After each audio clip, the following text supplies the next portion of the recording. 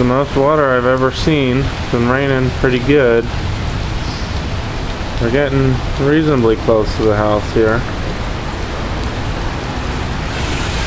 Looks like the banks of the creek have overflowed, and it's coming. Probably about, I would say, 5 minutes ago.